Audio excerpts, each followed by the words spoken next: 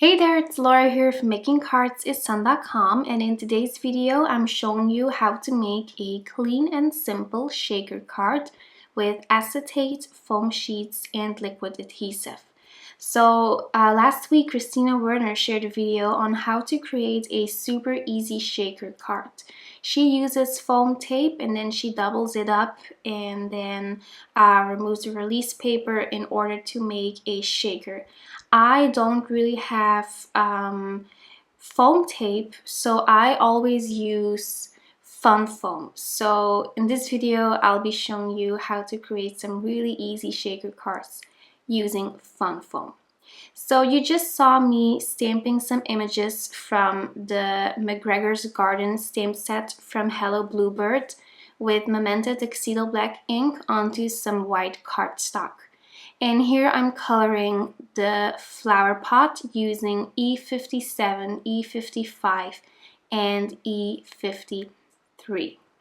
So I wanted my bunny to be a white bunny, so I'm only using the NO marker to just add a little bit of shading and dimension to him. And then I'm using the colorless blender to blend out that gray, since I just want the bunny to have a little bit of shading and dimension instead of like actual color.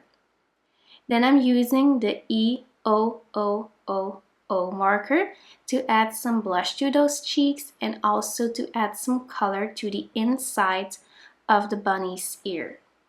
Then I'm also using the colorless blender just to tone that down a little bit. And then next I'm coloring the flower. For the leaves I'm using YG67 and YG23. So usually I use 3 colors, but whenever I'm coloring really tiny images I like to use 2 of them. So for this pink flower I actually wanted to use 3 colors, but then I noticed that was just too much since it's so tiny, so I just ended up using R43 and R11, and that was enough to add some really nice shading. Next, it's time to color these little birds. I'm using some shades of yellow for that. I'm using Y19, Y18, and Y13. And I'm kind of using some flicking motions with my brush to make the bird look a little bit fluffy. Then for his little beak, I'm using YR18 and YR21. Now that I have colored all of those images, it's time to use the coordinating dies to cut them out. I like to temporarily adhere my die cut to my paper with a small piece of washi tape. Here you can see me die cutting the images. I'm using my Spellbinders Platinum 6 die cutting machine. You can also just fuzzy cut these images with your scissors, but I like to use dies since it's easy and fast. I'm also using a circle die from Spellbinders to create the main panel of my shaker card. This is the small and medium nestabilities die cut set.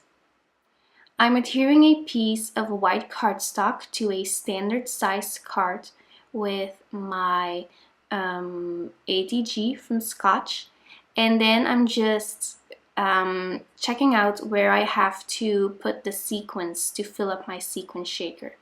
I'm using the Belle's Dress Couture mix from the ton, and I'm also adding some tiny little sparkly confetti dots from Tonic. Next, it's time to stamp the sentiment. I'm using a sentiment from the Springtime stamp set from Hello Bluebird.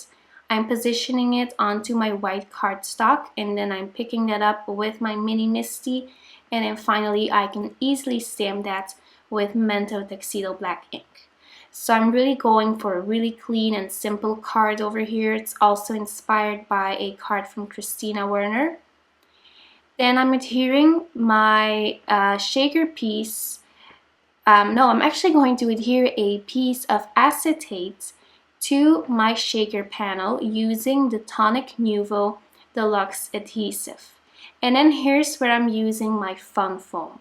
So I'm using the exact same circle die to cut out the circle.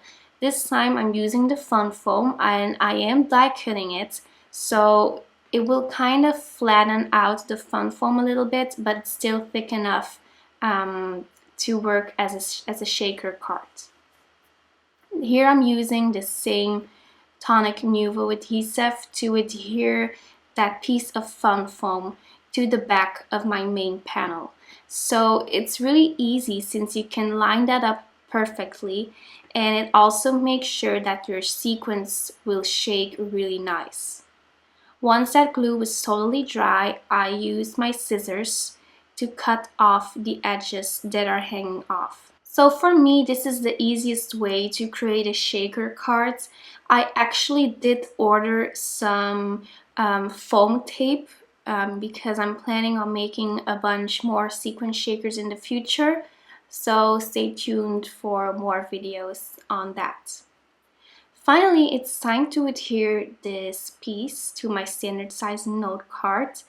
I also use the Tonic Nuvo Deluxe adhesive, and make sure to let your glue dry for about 15 minutes maybe before you start shaking your shaker. I know it's tempting, but you have to wait a little while.